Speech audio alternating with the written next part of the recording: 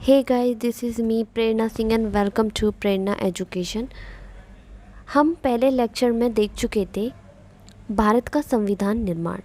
हमारे संविधान का निर्माण कैसे हुआ। ये हमारा सेकेंड लेक्चर होगा जिसमें हम देखेंगे अपने संविधान की विशेषताएं।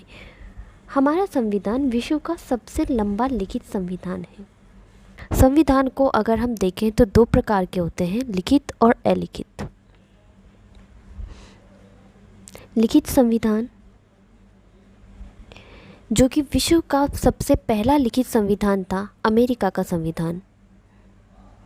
अमेरिका ने 1789 में लिखित संविधान अपनाया था। संविधान के कठोरता और लचीलेता के आधार पर भी हम दो भागों में बांट सकते हैं। अगर विश्व के सबसे अधिक कठोर संविधान की बात की जाए तो वो है अमेरिका का संविधान। अमेरिका के संविधान में संशोधन करना इतना आसान नहीं होता है। अगर लचीले संविधान की बात करें तो विश्व का सबसे अधिक लचीला संविधान माना जाता है ब्रिटेन का संविधान। ब्रिटेन के संविधान को लचीला माना जाता है क्योंकि ब्रिटेन का जो संविधान है वो एक अलिखित संविधान है और उसमें संशोधन किसी भी आम कानून निर्माण प्रक्रिया की तरह ही, जिस तरह से किसी आम कानून का निर्माण होता है, उसी तरह ब्रिटेन के संविधान में संशोधन भी बहुत ही आसानी से किया जा सकता है। इसीलिए ब्रिटेन के संविधान को लचीला माना जाता है। अगर हम भारत के संविधान की बात करें तो भारत का संविधान न तो अधिक कठोर है और न ही अधिक लचीला।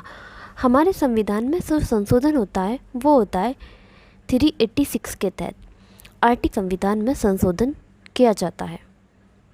भारतीय संविधान में 368 के तहत संविधान में संशोधन किया जा सकता है। 368 के तहत हमारे संविधान में दो प्रकार से संशोधन किया जा सकता है। नंबर फर्स्ट होता है विशेष बहुमत के द्वारा और सेकंड होता है विशेष बहुमत प्लस आधे से अधिक राज्यों की सहमति के द्वारा से दोनों सदनों में उपस्थित और मतदान में भाग लेने वाले सदस्यों का 2/3 और प्रत्येक सदन में कुल सदस्यों का बहुमत जो 50% से अधिक हो। दूसरी तरह से हमारे संविधान में संशोधन हो सकता है संसद के विशेष बहुमत और कुल राज्य के आधे से अधिक राज्य के अनुमोदन के द्वारा भी संविधान में संशोधन किया जा सकता है। अनुच्छेद 368 के तहत दो प्रकार से संविधान में संशोधन किया जा सकता है। नंबर 1, विशेष बहुमत से। विशेष बहुमत से कैसे कि संसद में जितने भी सदस्य उपस्थित हैं, कुल सदस्य जो कि मतदान में भाग ले सकते हैं, ठीक है, उनका 2/3 बहुमत, 2/3 सदस्य सहमत हो और प्लस प्रत्येक सदन से 50% से अधिक, यानी कि 51% सदस्य सहमत हो। तो एक तो विशेष बहुमत की आवश्यकता होती है इसमें, और हमारे जितने भी राज्य हैं कुल राज्यों का आधे से अधिक।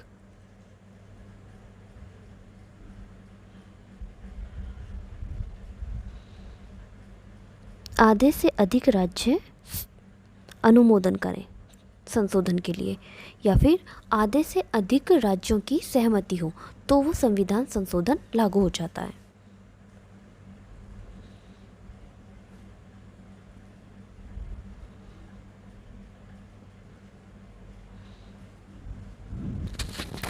एक तीसरी प्रकार से भी संविधान संशोधन किया जाता है जिसे साधारण बहुमत द्वारा किया जाता है।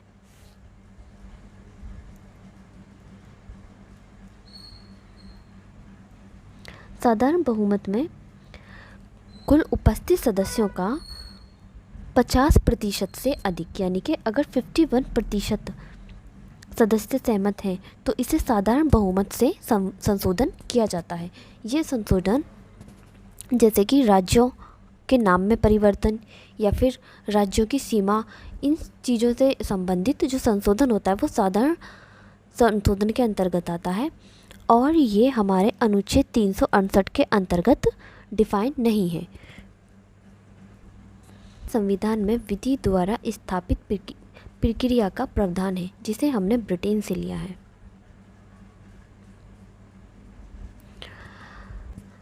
न्यायालय को ये शक्ति प्राप्त है कि वो संसद के द्वारा बनाए गए किसी भी कानून को असंवैधानिक घोषित कर सकती है।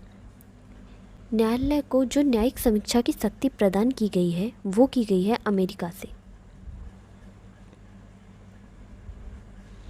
और संसद को ये शक्ति प्राप्त है कि वे संविधान में संशोधन कर सकती है। संविधान के किसी भी भाग में अनुच्छेद 368 के तहत संसद उसमें संशोधन कर सकती है। एकीकृत एवं स्वतंत्र न्यायपालिका। कार्यपालिका को न्यायपालिका से अलग रखा गया है। हमारी न्यायपालिका एकीकृत एवं स्वतंत्र है। सबसे ऊपर हमारी सुप्रीम कोर्ट आती है, सर्वोच्च न्यायालय, फिर हाई कोर्ट और फिर डिस्ट्रिक्ट कोर्ट। इस तरह से हमारी न्यायपालिका को पूर्णतः कार्यपालिका से स्वतंत्र रखा गया है। मौलिक अधिकार, ये हमारे संविधान का सबसे इम्पोर्टेंट भाग है। संविधान के भाग 3 में मौलिक अधिकारों को रखा गया है।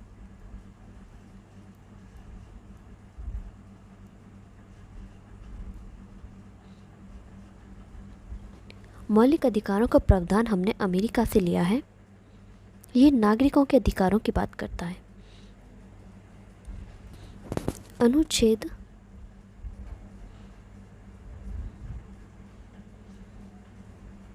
12 से लेकर 35 तक भाग 3 में मौलिक अधिकार रखे गए हैं। इस भाग को संविधान का मैग्ना कार्टा भी बोला जाता है।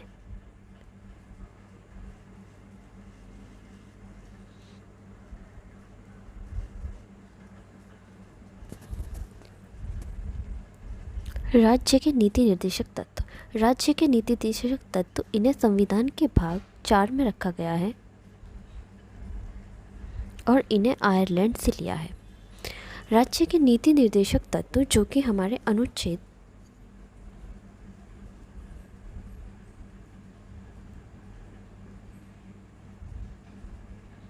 36 से लेकर 51 तक आते हैं। भाग 4 के अंतर्गत अनुच्छेद 36 से 51 तक राज्य के नीति निर्देशक तत्व हैं। कर्तव्य। मौलिक कर्तव्यों को संविधान में मूलतः नहीं रखा गया था। 42वां संविधान संशोधन हुआ था 1976 में।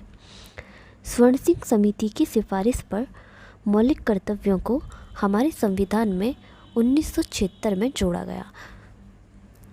ये प्रावधान हमने लिया था रूस से, जिन्हें 42वें संविधान संशोधन 1946 में संविधान के भाग 4A में जोड़ा गया और अनुच्छेद रखा इसके अंतर्गत 51A। 51A के अंतर्गत एक नया भाग जोड़ा गया संविधान में, भाग 4A, और अनुच्छेद 51A के अंतर्गत मौलिक कर्तव्यों को रखा गया, जिसमें नागरिकों के कर्तव्यों के बारे में बताया गया है। जिस तरह से संविधान ने हमें भाग 3 के अंतर्गत मौलिक अधिकार दिए हैं, उसी तरह से संविधान ने हमें हमारे कर्तव्यों के बारे में भी बताया है। धर्मनिरपेक्षता। धर्मनिरपेक्षता यह शब्द 42वें संविधान संशोधन द्वारा 1976 में 3 शब्द हमारे संविधान में जोड़े गए: अखंडता,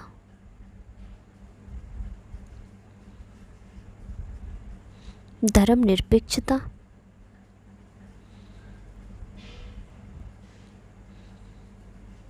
और समाजवाद। धर्मनिरपेक्षता का अर्थ है हमारे देश का कोई विशेष धर्म नहीं है। हमारा देश सभी धर्मों को समान मानता है, वह किसी भी पर्टिकुलर धर्म को नहीं मानता। सार्वभौमिक वयस्क मताधिकार, सभी को मत देने का समान अधिकार संविधान में प्रदान किया गया। किसी को भी धर्म, जाति, लिंग, किसी भी जन्म स्थान आदि के आधार पर किसी को भी उसके मत से वंचित नहीं किया जाएगा। वयस्क मताधिकार 1989 तक जो हमारी वोटिंग जो मत देने की आयु थी वो थी 21 वर्ष, जिसे 61 व संविधान संशोधन के द्वारा 1989 में ये आयु 21 से घटाकर 18 वर्ष कर दी गई। इस तरह से लगभग 60 देशों का संविधान पढ़ने के बाद हमारा संविधान का निर्माण हुआ। आज प्रेजेंट टाइम पर हमारे संविधान में 470 प्लस अनुच्छेद हैं,